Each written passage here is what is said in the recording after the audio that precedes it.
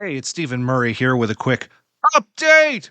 When we first recorded this episode, we thought that we were in possession of a Parker Jotter.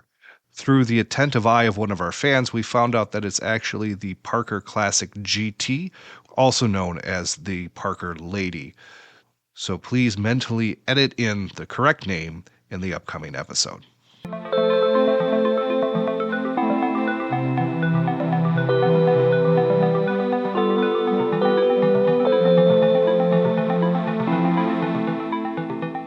Hello, happy Tuesday, and welcome to The Measured Pencil. I'm Stephen Murray, and I'm here with pencil expert Wes Nelson. Tuesday bonus. How are you today, Wes? I am Tuesday-rific. Stephen, how are you? I'm nervous. What are you nervous about? I'm nervous about this episode. I've been sitting on these pencils for a long time, and I want to do this one justice. I thought you were going to say that you were sitting on a bunch of dynamite, and that's why you were nervous. It feels like it. Does it really? It feels like it. Yes, I don't know why I'm so nervous about this. That's awesome. Let's channel that. There must be meaning here. This is going to be like therapy, I think. Oh, strap in. Get on the couch. So sitting on the table between us are two pencils and two pens. All four writing instruments are Parkers, and we're going to start here with the Parker Jotters. They're a classic. They're everywhere. What makes it a jotter? What's the jotter characteristic? It's the Parker arrow for the clip and this long plunger for the click. Usually there's some level of stainless steel contained in it. Even if it's just like half of it, they do come in some colors. And it's got that long, thin taper to the end, both in the pencil and the pen. Yeah. This is one of those pencil origin stories for me. Ooh, nice. I'm probably about 10. This is shortly after I saw the zebras for the first time. Yeah. We're going to go to Christmas. I'm not exactly sure of the timeline, but it's just after my dad got his engraved cross matte black pens. Ooh, yeah. It may have even been a Christmas present. It may have even been a Christmas present from my mother or from his parents, like a meaningful gift. If not, he went out and got this for himself because he was very excited about it. Okay. This is back at a time when he worked for the newspaper. Okay. And he got a Christmas gift from his boss. It was kind of a secondary. I thought about it. I remember Christmas morning, I had already opened all my presents. He was finishing up, and he opened the one from his boss. And you could cut the tension in the air. Really? Yeah, because he opened the box, which looks very much like this like retro box here that I have. Yeah. And he looked at them, and he was in a tense moment because he knew he was never going to use these. Oh, wow. Okay. In the box was a Parker pen and pencil set. Yeah. And he knew he was never going to use it because he had his cross pen. He was super excited about that. And of course, on top of that, it's a present from his boss. So not using it is conspicuous, I would imagine. Okay. Anyhow, a few weeks later, I don't even remember this happening, but the pen and pencil were given to me. Oh. When I got them, I assumed that they were not good pens and pencils. Oh, no, like you just knew that, you thought maybe that's why you were getting them? Yes. Okay. Because he didn't want them. Yeah. Because there was something wrong with them. Oh, no. I didn't know about the whole cross, like him having this awesome pen. Yeah. That I've pieced together as an adult. So I got these pens and this pencil. And, to his credit, he was like, here, I'm giving this to you. This is really nice. Take good care of them. No, he just like, here, do you want them? I was like, okay. Okay. More of a casual, like, hey, yeah, okay. And it was really nice. Yeah. I'm the one internalizing this. Sure. Picking up on the cues from a parent. Yes. He never did this. This is all me projecting. But anyhow, I got these, and my 8-year-old, 10-year-old, very young self then went into this exploration of why were these rejected. Oh, no. So I used them, and I pulled them apart, and Like you hyperanalyzed them? Exactly. And I found some little things wrong with them. Oh, no. Very nitpicky. I remember I had the pen. This Parker pen is different. Yeah. Because it twists. Yep. Which most Parkers are click. I remember wanting to allow myself to like this pen more because that twist is so perfect. That was a brilliant sentence you just said. I wanted to allow myself to like this pen more, but there was something wrong with it, and I had to find it. Yeah. I took good care of them. I Yeah. didn't, trash them or anything. I still respected them, but I had my zebras, and I was happy with those. Yeah. And then I forgot about it. It's so weird in life, these memories you can just forget. Yep. Until you start a pencil podcast. Yes. Until there's some memory or something triggers it. Exactly. Yeah. So like I'm in Staples or wherever looking for, this is like months ago now, looking for pencils to review and get. And I see the Jotter and I was like, oh yeah, I had one of those. My dad gave it to me. I didn't want to pay the full price for the set. Yeah. So I went on eBay. That's what started this whole deep dive into eBay and pencils.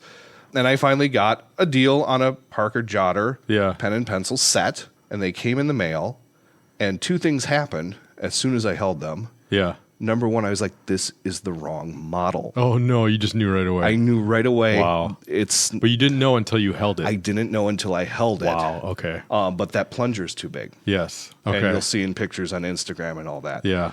Also, right away, I remembered what I found wrong. Instantly. Again, all this came back to me. Yeah. So we'll do a little review of the pencil in a minute and talk about my defects that I made up.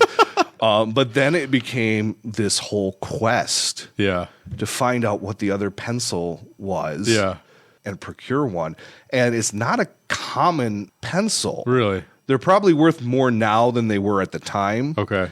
I've narrowed it down. It's a Parker 95. Okay. Which is a whole series of different fountain pens and all this. Yeah. So this is the Parker Flighter 95. Parker Flighter 95, and it has that smaller plunger. Yeah, the plunger is more just like a button here. Got it. Okay. Instead of the big, large plunger. Yeah. And then on the pen, it's a twist. Yep. Okay. So that's the difference. Everything else is the same, basically. Oh, okay. Clicking mechanism down here is the same. The eraser inside is the same. Mostly the body is the same. Yeah. So I found those after a long time. It's not a Parker Flighter. That's a whole different series. It's the 95 Flighter. Okay. It's a very specific thing for all those people who are going to Google this and call me out. I like it better than the Jotter. It's slightly more sturdy than the Jotter, I think. Okay. But it could also just be like, what version of Jotter I got. The Jotter's been around a long time. Yeah. Pretty iconic, the Jotter. Yes. I like the Flighter better too myself. And I think this was a limited series somewhere in the early 90s. Okay. And you can't get it anymore. It's actually really cool. There's a stamp on the one that I have in my hand here. Yeah. It has I don't know. I think it's Roman numerals IIIE.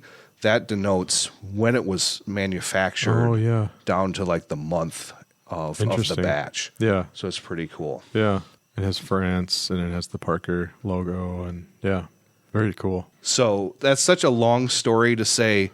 Our parents influence us so much without even knowing it, and I am terrified of what my children will unravel in therapy when they're like, my dad didn't like this, and then I grew up and found it was fine. Yeah, it's going to happen. It's like a port key in Harry Potter, when they touch the boot and they go flying back into, I know that's not a time travel thing, but it almost was. Yeah, I mean, in Harry Potter it wasn't, but in this sense it was. It's like this sense memory was triggered not by anything but a tactile feel of it.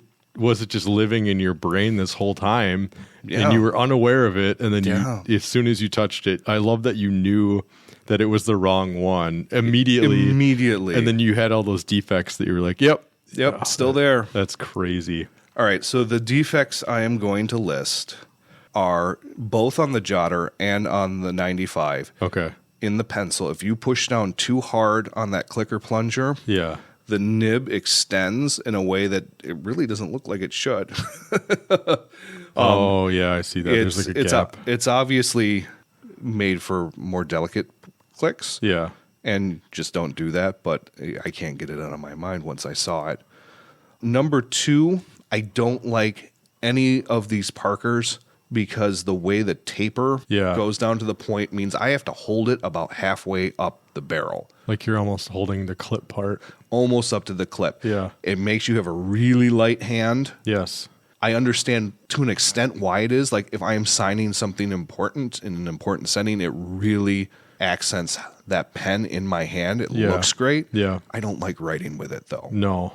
And then number 3, this is where I get really nitpicky, and the defect that I found, because it is so thin, there isn't enough material to absorb vibrations. Sure. So when you're writing, you feel it. When you click it, you feel it in the whole pencil. Yeah. Again, that is really nitpicky, but that is what 10-year-old me found. I'm amazed that 10-year-old you found that and that you remembered it. That's Well, it's obviously my calling to have had a podcast about pencils. Yeah. So I was just ahead of my time. Yes, you were. Do you have any thoughts about the pencil itself, Wes? I like this is you said this was the That's the 95. 95. I like the 95. I like that shiny black. It almost looks like a tie tack or like what's that called? Cufflinks. The cufflinks. Yes, it looks like a cufflink on the top of the plunger, and I like how the clip goes down when you plunge it. I think That's really cool. Parker has the best clips. That arrow. Yeah, the arrow is just so freaking cool.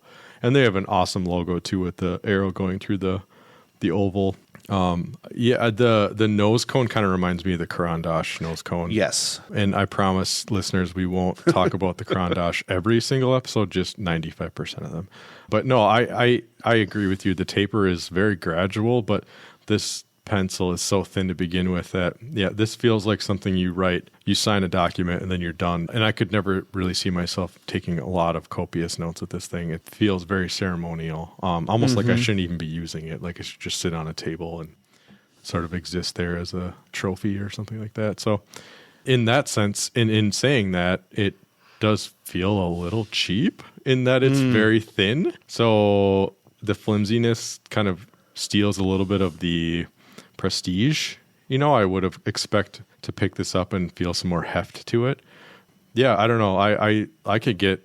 I love this downward spiral of nitpickiness. I think we should. I think you and I could go in some dark corners. Oh, jeez, we really got into it. So listeners, please take that in reflection of like this was a deep dive on how to be nitpicky. Yeah, it's a great pen. It's iconic. Yeah, I love the look. The look is great. The ink cartridges in the pens are great. The roller ball's fantastic. Yeah, they're just so extensive and so ubiquitous to any pen and pencil.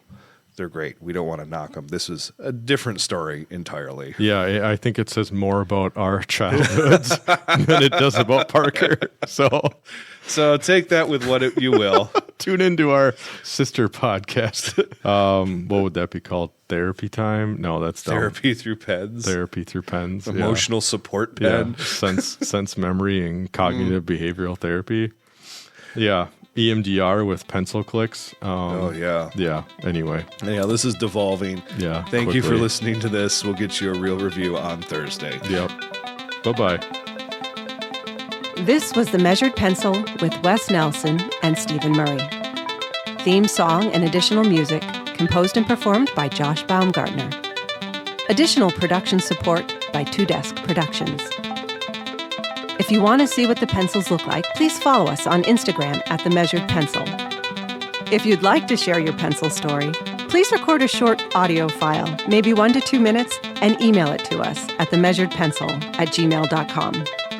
Or, if you'd like us to review your favorite pencil, please email us with the name and it might appear on a future episode. Thanks for listening.